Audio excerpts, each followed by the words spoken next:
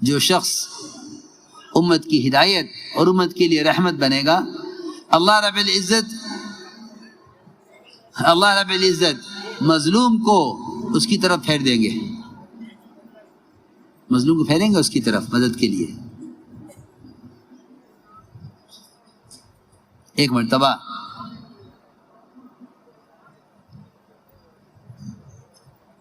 ایک اونٹ دیوانہ ہو گیا مدینہ منورہ میں،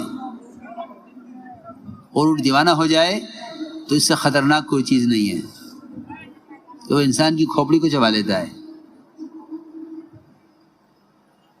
صحابہ نے عرض کیا کہ ایسا ایسا اونٹ ہے، فرمایا کہاں ہے، دکھاؤ کہاں ہے، کہ نہیں آپ نہ آئیے، وہ دیوانہ اونٹ ہے، نقصان پہنچا دے گا، آپ نہ آئیے۔ پوچھا کہاں ہے، کہ اس طرف درختوں میں ہے، باغ میں، آپ چلے اس طرف اکیلے۔ صحابہ چیخ اٹھے اسی طرف ہے، ادھر نہ جائیے، آپ چلتے چلے گئے اس کی طرف۔ اس نے آپ کو دیکھا دور سے آپ کو دیکھا اور چیختا ہوا بڑھا آپ کی طرف۔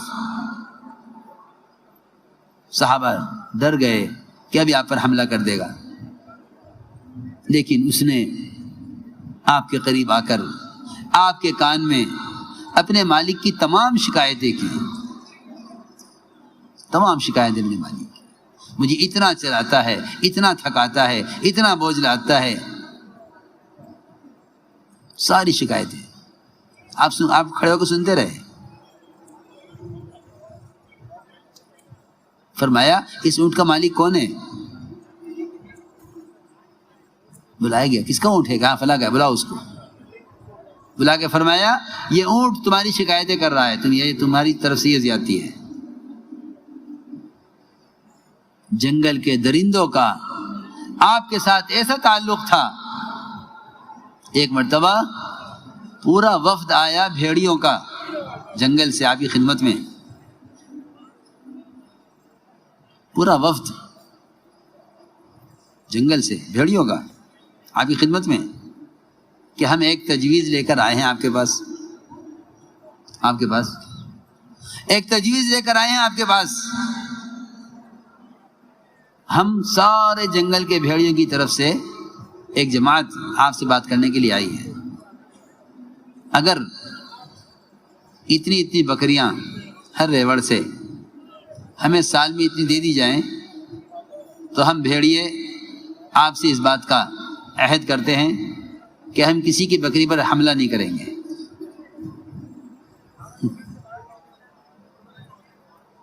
کسی کی بکری پر حملہ نہیں کریں گے، سب محفوظ رہیں گے۔ ادھر صحابہ بیٹھے، ریوڑ کے مالک جن کے ریوڑ تھے بکریوں کے، ادھر بھیڑیے بیٹھے۔ فرمایا آپ نے کہو کیا کہتے ہو؟ یہ بھیڑیے کہہ رہے ہیں، ایک تجویز پیش کر رہے ہیں۔ صحابہ نے کہا رسول اللہ یہ کیسے ہو سکتا ہے، ہم اپنی بکریاں اٹھا کے ان کو دے دیں کھانے کے لیے؟ میں دیکھو یہ کہہ رہے ہیں، ان کی بات پہ غور کر لو، اگر تم اتنی بکریاں ان کو دے دیتے ہو تو پھر پورے سال تمہارے سارے ریوڑ محفوظ رہیں گے، تم جنگل میں بے فکر چراؤ، کوئی بھیڑیا کچھ نہیں کہے گا، یہ وعدہ کر رہے ہیں۔ کہ جی ہم اپنی بکریاں اٹھا کے اس کو کیسے دے دیں؟ جب صحابہ نہ مانے تو آپ نے بھیڑیوں کو اشارہ کیا کہ تمہارا دل چاہے خود ہی پھاڑ کے کھا لیا کرو، جب یہ مانتے نہیں ہیں خود ہی پھاڑ کے کھا لیا کرو۔ اس وقت قصے اس پہ یاد آیا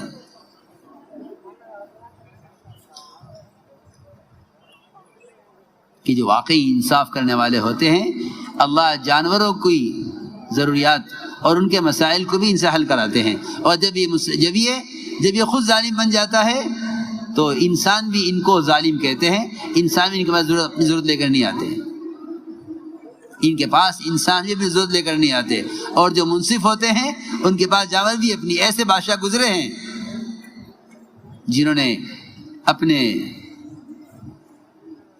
باہر کے بڑے گیٹ پر ایک رسی لٹکائی ہوئی تھی، وہاں سے رسی ہلاؤ تو اندر گھنٹی بجتی تھی کہ دیکھو کوئی سائل آیا ہے، اس کا سوال پورا کرو، سائل کا سوال پورا کرو، کوئی سائل آیا ہے دروازے پر۔ معمول تھا یہ، بلکہ حدیث میں آتا ہے مناولۃ المسکین تقی مصارع السوء، کہ مسکین کو اپنے ہاتھ سے جا کر دینا یہ اچانک پیش آنے والے حوادثات سے روک دیتا ہے۔ ایک صحابی تھے، وہ نابینا ہو گئے، آنکھیں جاتی رہی بالکل۔ انہوں نے اپنے گھر کے اندر کے حصے میں، کمرے کے اندر مصلی بچھایا ہوا تھا، وہیں نماز پڑھتے تھے، اور جب کوئی مسکین دروازے پر سوال کرتا تو وہ اس رسی کو پکڑ پکڑ کر دروازے پر جاتے تھے کہ کوئی لے جانے والا نہ ہو دروازے تک، اچانک کوئی مسکین آ جائے تو رسی باندھی ہوئی تھی مصلی سے لے کر دروازے تک کہ اس کو پکڑ پکڑ کر دروازے تک پہنچ جائیں۔ بیٹوں نے کہا ابا جی راستے میں رسی بندھی ہوئی ہے، پریشانی ہوتی ہے، آپ کچھ دینا ہوا کہ رحم دے ہم پہنچا دیں گے اس کو۔ فرمایا نہیں، میں نے یہ سنا ہے فرماتے ہوئے حضور اکرم صلی اللہ علیہ وسلم سے، مناولۃ المسکین تقی مصارع السوء، مسکین کو اپنے ہاتھ سے لے جا کر دینا یہ برے حوادثات سے روک دیتا ہے، بچا لیتا ہے۔ چنانچہ اس بادشاہ نے بھی یہ کیا ہوا تھا کہ باہر کے گیٹ پر رسی لٹکی ہوئی ہے، گھنٹی بجاؤ گے جس وقت بھی کوئی آ جائے، دن میں یا رات میں۔ اچانک درمیان رات میں گھنٹی بجی، کیا ہوا؟ اس وقت کون آئے گا؟ آپ آرام کریں کہ نہیں، دیکھو کون ہے، دیکھو کون ہے۔ جا کر دیکھا تو ایک بھینسا گزر رہا تھا وہاں سے، اس بھینسے کا سینگ الجھ گیا رسی میں۔ کہا کہ بادشاہ سلامت کوئی بات نہیں ہے، کوئی انسان نہیں ہے، کسی نے رسی نہیں کھینچی ہے، بھینسا گزر رہا تھا، اس بھینسے کے سینگ میں رسی الجھ کر کھنچ گئی ہے، اس لیے گھنٹی بجی ہے۔ فرمایا نہیں، ایسا نہیں ہو سکتا، اللہ اس بھینسے کو میرے پاس اس کی اپنی کسی ضرورت کی وجہ سے لائے ہیں۔ دیکھو کیا بات ہے۔ دیکھا تو اس پر بوجھ اس کی طاقت سے زیادہ تھا۔ بلایا بھینس والے کو کہ یہ اس زائد بوجھ کی وجہ سے اللہ اس کو میرے پاس لائے ہیں، اللہ نے یہ رسی الجھائی ہے اس کے سینگ میں، اللہ نے مجھے متوجہ کیا ہے کہ تیری رعایا میں بھینسے کے اوپر ظلم ہو رہا ہے۔ اللہ اکبر۔ عمر رضی اللہ تعالیٰ عنہ کسی بھی گھر سے کھانا منگوا لیا کرتے تھے اچانک دیکھنے کے لیے کہ گھر کے کھانے کا کیا معمول ہے۔ اگر حضور اکرم صلی اللہ علیہ وسلم کے طریقے سے کھانے کا معیار گرا ہوا ہے تو مدد کی ضرورت ہے، اگر آپ کے طریقے سے کھانے کا معیار بڑھا ہوا ہے تو اس کی مدد کی ضرورت ہے۔ میں یاد کر رہا تھا کہ انسانیت یوں سکھلائی گئی تھی، تو وہاں جنگل میں بھیڑیے نے حملہ کیا اس چرواہے کی بکری پر، اس نے بکری کو چھڑا لیا۔ بھیڑیے نے کہا انسانی زبان میں کہ اللہ نے رزق دیا، آپ نے چھین لیا۔ کہنے لگا چرواہا تعجب سے کہ ارے بھیڑیا انسانی زبان میں بات کر رہا ہے۔ بھیڑیے نے کہا یہ کوئی تعجب کی بات نہیں ہے کہ میں آپ سے انسانی زبان میں بات کر رہا، مجھے تعجب اس پر ہے کہ محمد صلی اللہ علیہ وسلم، بھیڑیے نے کہا چرواہے سے، مجھے تعجب اس پر ہے کہ محمد صلی اللہ علیہ وسلم تو مدینہ منورہ میں مسجد نبوی میں صحابہ کرام کو انبیاء کے قصے سنا رہے اور تو یہاں جنگل میں بکریاں چرا رہا۔ میں عرض کر رہا تھا کہ دعوت کی عمومیت نے کسی کو کہیں نکلنے نہیں دیا، ہر ایک کا رخ صحیح کیا کہ جاؤ وہاں۔ اس لیے میں نے عرض یہ تھی میری کہ سب سے بنیادی جو ہدایت کا ضابطہ ہے، اللہ نے ہدایت کا ضابطہ دعوت اللہ کو متعین کیا ہے۔ دین کے تمام شعبے اس دعوت کی محنت سے زندہ کرنا مقصود ہے۔ دین کے تمام شعبے دعوت سے زندہ کرنا مقصود ہے، مگر دعوت کہ اصل دعوت نقل و حرکت ہے، اصل دعوت نقل و حرکت ہے، کسی بھی ذریعے سے پیغام پہنچانا دعوت نہیں ہے۔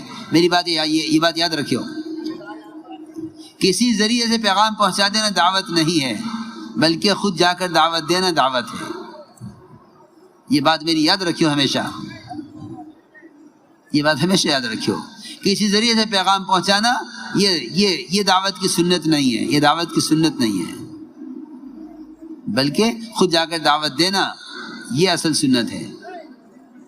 جتنے بھی رواجی طریقے ہیں دین کے پہنچانے کے، یہ تمام کے تمام طریقے رواجی طریقے ہیں۔ رواج اپنی ظلمتوں سے بھرا ہوا ہے اور سنتیں اپنے انوارات سے بھری ہوئی ہیں۔ اس لیے ہم نے عرض کیا کہ سب سے بڑی سنت یہ سنت دعوت ہے۔ حضور اکرم صلی اللہ علیہ وسلم کی دعوت میں سب سے اہم چیز وہ عمومیت ہے۔ آپ نے اپنی محنت سے کوئی قوم، کوئی علاقہ، کوئی رنگ، کوئی زبان، اس بنیاد پر آپ نے محنت نہیں کی ہے، بلکہ آپ نے پہلے دن سے امت کو جمع کیا ہے۔ آپ نے امت کو جمع کیا ہے۔ آپ کی دعوت کی سب سے بڑی خصوصیت یہ ہے کہ آپ کی دعوت تمام انبیاء علیہ السلام کی دعوت سے مختلف ہے۔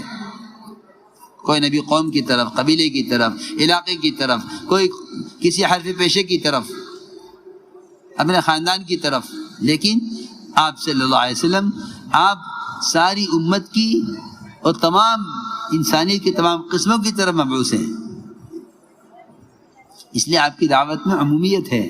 یہ بات ذرا توجہ سے سننی ہوگی کہ ہمارے اس کام میں علاقائی، طبقاتی، زبان کی، رنگ کی، برادری کی، ان تمام نسبتوں پر نہ اس پر دعوت دی جاتی ہے کسی کو، نہ اس نسبت پر کوئی جوڑ کیا جاتا ہے، بلکہ ایک ملک والوں نے ہم سے کہا کہ کوکن برادری کی جماعت ہمارا بھیج دو۔ میں نے کہا بھائی ہم تو امت جانتے ہیں، امت، برادری تو ہم جانتے نہیں، کیونکہ اس امت میں جتنی خوریزی ہے، اس امت میں جتنی بدامنی ہے، اس امت میں جتنے آپس کے جھگڑے ہیں، وہ خدا کی قسم صرف امت کے طبقات میں تقسیم ہونے کی وجہ سے ہیں۔ حضور اکرم صلی اللہ علیہ وسلم نے امت کو تقسیم نہیں ہونے دیا۔ آپ نے امت کو تقسیم نہیں ہونے دیا۔ آپ نے امت کو تقسیم نہیں ہونے دیا، نہ زبان میں، نہ رنگ میں، نہ ذات میں، نہ حیثیت میں، کسی میں نہیں، بلکہ حضور اکرم صلی اللہ علیہ وسلم نے اجنبیوں کو اپنوں کے درمیان اونچا مقام دے کر بتلایا کہ امت اس طرح بنتی ہے۔ بلال رضی اللہ تعالیٰ حبشیہ کے ہیں، کالے ہیں، عرب نہیں ہیں، آپ نے اذان کا، آپ نے ان کو اذان کا عہدہ دے کر یہ بتلایا کہ ہمارے یہاں کالوں کی، دور والوں کی یہ حیثیت ہے۔ اذان کوئی معمولی کام نہیں تھا، اذان معمولی کام نہیں ہے۔ حضرت فرماتے تھے خلافت کی مشروعی نہ ہوتی تو مؤذن ہوتا۔ حضرت علی فرماتے تھے میں نے حسنین کے لیے اذان طے کرا لی ہوتی۔ آپ نے اذان کا یہ مقام حضرت بلال حبشی کو دیا، یہ بتلایا کہ امت اس طرح بنتی ہے۔ اس لیے میں نے عرض کیا کہ ہمارے کام میں طبقاتی جوڑ کا کوئی تصور نہیں ہے۔ ڈاکٹروں کو جوڑ لیں، انجینئروں کو جوڑ لیں، یہ عجیب قسم کا کام چلا ہے۔ ہاں، مجھے اس سے کبھی اتفاق نہیں ہوا، اس سے مجھے کبھی اتفاق نہیں ہوا، اور ہونا بھی نہیں چاہیے، کیونکہ اس کام میں جڑنے کی کیفیت اور اس کام میں جڑنے کا طریقہ اس طرح ہے جس طرح امت نماز میں جڑتی ہے۔ آپ کوئی ایک مسجد نہیں دکھا سکتے ایسی کہ جس